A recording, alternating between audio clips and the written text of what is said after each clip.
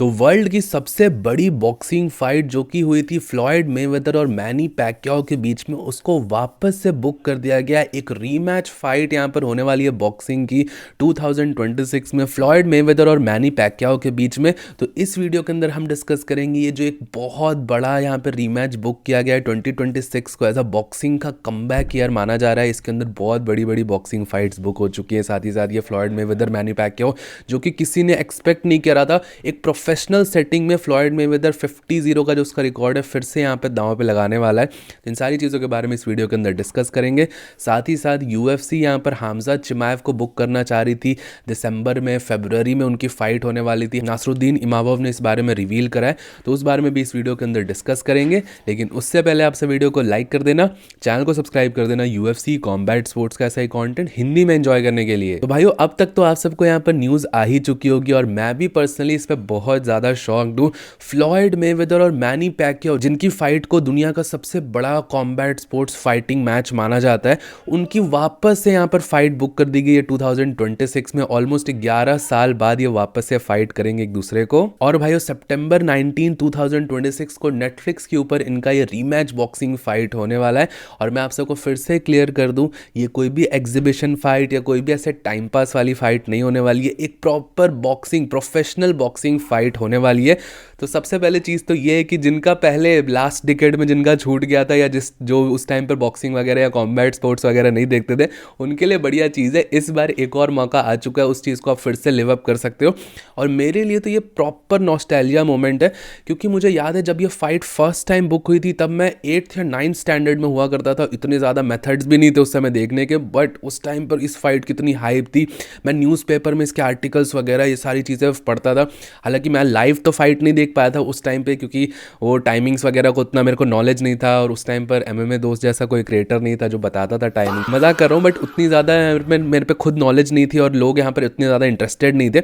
But इस बार वापस से एक फाइट बुक हो चुकी है और वापस हमको ये फाइट देखने को मिलेगी फ्लॉयड मेवेदर और मैनी पैक्याओ की, और इसको हम लाइव देखेंगे। लास्ट टाइम पे मैं एक 9th क्लास का स्टूडेंट था और इस बार मैं एक एमएमए यूट्यूबर हूँ। बहुत ज़्यादा चीज़ें चेंज हो चुकी हैं 10 साल के अंदर। अब रही बात भाइयों की ये फाइट की बात की, अचानक से कैसे फाइट बुक हो गई। ऑब्वियसली भाइयों, ये चीज़ ऐसे रिपोर्ट्स आ रही थी बॉक्सिंग वर्ल्ड से कि शायद इनका रीमैच बुक हो सकता है। Even Conor McGregor versus Floyd Mayweather की फाइट के बारे में बात करी जा रही थी कि इनका भी रीमैच बुक हो सकता था। बट ऑब्वियसली क्योंकि कॉनर मैग्रेगर यहाँ पर एक यूएफसी कॉन्ट्रैक्ट में बाउंड है, जो कि कॉनर मैग्रेगर को चुभेगा ज़रूर भाई कि यहाँ पर उसकी भी फाइट हो सकती थी। मे बी वो फाइट फ्री हो यूएफसी से, तो वापस से फाइट हो जाए यहाँ पर एक बार वापस से फ्लॉयड मेवेदर से। बट वो चीज़ बाद की बात है। अभी के लिए मैनी पैक्याओ की वापस से फाइट हुई है और मैनी पैक्याओ ने ये चीज़ रिवील करा है कि फ्लॉयड मेवेदर ने इसको एक अपनी तरफ से डिमांड कर रहे हैं कि वो एक प्रोफेशनल बॉक्सिंग फाइट करना चाहते हैं। पहले ये फाइट एज ए एग्जीबिशन होने वाली थी, रीमैच जो होने वाली थी, बट उन्होंने ये डिमांड करा है कि ये प्रोफेशनल बॉक्सिंग फाइट ही हो। अब लोगों का कहना है कि अचानक से इस टाइम पे फ्लॉयड मेवेदर जो कि रिटायर्ड है, मैनी पैक्याओ भी रिटायर्ड है। मैनी पैक्याओ ने ऑलरेडी कमबैक करा था, कुछ विक्ट्रीज भी ली, कुछ लॉसेस भी लिए, फिर वो भी बॉक्सिंग से दूर चला गया था। तो अभी के टाइम पे ये इसलिए फाइट हो रही है क्योंकि यहाँ पर फ्लॉयड मेवेदर बैंकरप्ट हो चुका है। जी हाँ भाइयों, ऐसी रिपोर्ट्स आ रही हैं। लोगों का ऐसा कहना है कि फ्लॉयड मनी मेवेदर का पैसा यहाँ पर ख़त्म हो चुका है, और क्योंकि उसको अपनी यहाँ पर एक बड़ी लीगल फीस देनी है, इतना सारा डेट उसके ऊपर आ चुका है, इसीलिए यहाँ पर फ्लॉयड मेवेदर को एक फ़ाइट करनी पड़ रही है 2026 के अंदर।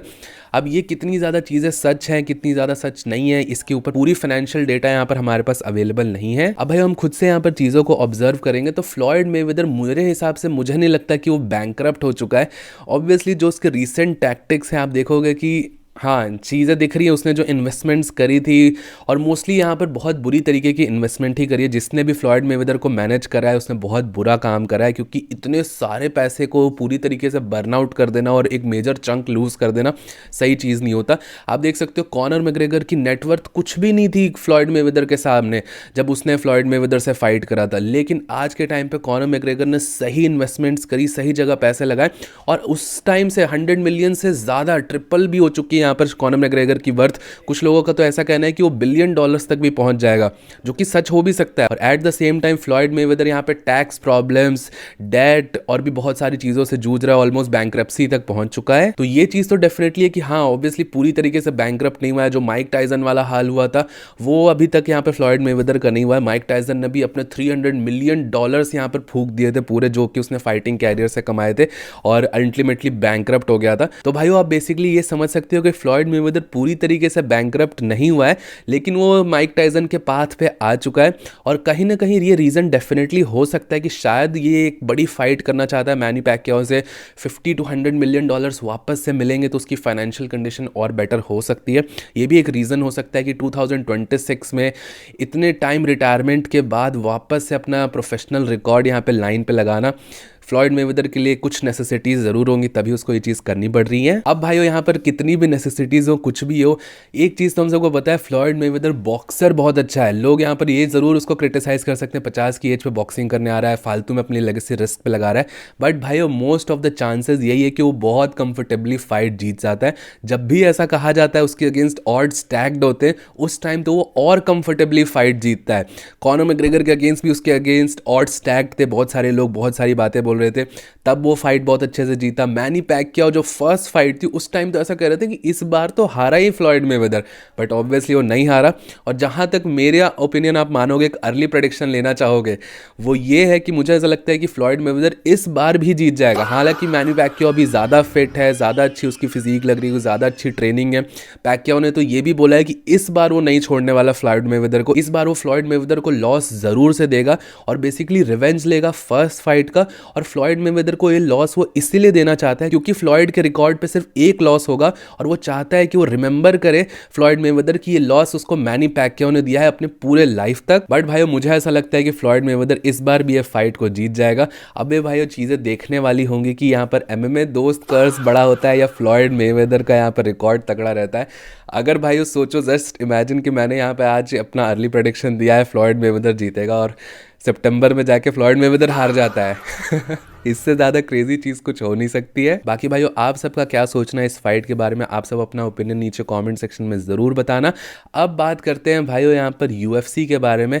यूएफसी के जो मिडिल वेट कंटेंडर है नासरुद्दीन इमामोव, उसने एक इंटरव्यू में बहुत इंपॉर्टेंट चीज़ बोली थी, और उसने ऐसा बोला था कि हमज़ात चिमाएव को लेके यूएफसी के बड़े प्लान्स थे, और उसका ऐसा कहना है कि यूएफसी यहाँ पर हमज़ात की फाइट दिसंबर में और फरवरी में कराना चाहती थी, बट ये चीज़ यहाँ पर पॉसिबल नहीं हो पाई। अब जैसा कि भाइयों मैंने आप सबको बताया कि हमज़ात चिमाएव और नासरुद्दीन इमामोव की फाइट थोड़ी डामाडोल लग रही है इस टाइम पर। ये दोनों ब्रदरहुड एंगल के कारण एक दूसरे के अगेंस्ट फाइट नहीं करना चाह रहे हैं। चचनिया दागिस्तान सेम रीजन से आते हैं, ये वाला जो कांटा है भिड़ रहा है इस टाइम पर इस फाइट के बारे में। पर रही बात कि हमज़ात चिमाएव की फाइट बुक नहीं हो सकती है, नासरुद्दीन इमामोव ये सारे स्टेटमेंट्स दे रहा है, तो ऑब्वियसली ये चीज़ किसी से भी छुपी हुई नहीं है भाइयों कि हमज़ात चिमाएव रिसेंट कुछ टाइम में एक इनएक्टिव फाइटर बन के रह गया है। साल में एक बार ही आप एक्सपेक्ट कर सकते हो हमज़ात चिमाएव की फाइट होगी, वो भी सऊदी या अबू धाबी वाले कार्ड में होती है, तो ये चीज़ किसी से भी अब छुपी नहीं है। और भाइयों ये भी एक बहुत बड़ा रीज़न हो सकता है कि यहाँ पर यूएफसी और डेना वाइट ने बेसिकली रोक दिया है हमज़ात चिमाएव को लाइट हैवीवेट में जाने का, क्योंकि अगर ऐसा हो सकता था कि अगर हमज़ात चिमाएव यहाँ पर दिसंबर में फाइट कर लेता या फरवरी में फाइट कर लेता, तो फिर यहाँ पर उसका एक टाइटल डिफेंस भी हो जाता, फिर उसको लाइट हेवीवेट में जाने की यहाँ पर अपॉर्चुनिटी मिल जाती। बट क्योंकि हमज़ात चिमाएव इतना इनएक्टिव है, यूएफसी के लिए उसका मैच मेकिंग करना डिफिकल्ट हो जाता है, इसलिए उसको वो 2 डिविजन्स में जाने नहीं दे रही है, बेल्ट वेकेट करके यहाँ पर लाइट हेवीवेट का टाइटल शॉट नहीं दे रही। ये यहाँ पर प्रॉब्लम हो सकती है डेफिनेटली। नासरुद्दीन इमामोव शायद इस तरीके से हिंट कर रहा हो। बाकी आप सबका इस बारे में क्या सोचना है आप सब मुझे नीचे कॉमेंट सेक्शन में ज़रूर बताना। टिल देन वीडियो पसंद आया हो तो प्लीज़ वीडियो को लाइक, चैनल को सब्सक्राइब कर देना। मिलता हूँ आप सबको नेक्स्ट वीडियो में अगले अपडेट के साथ। Bye bye.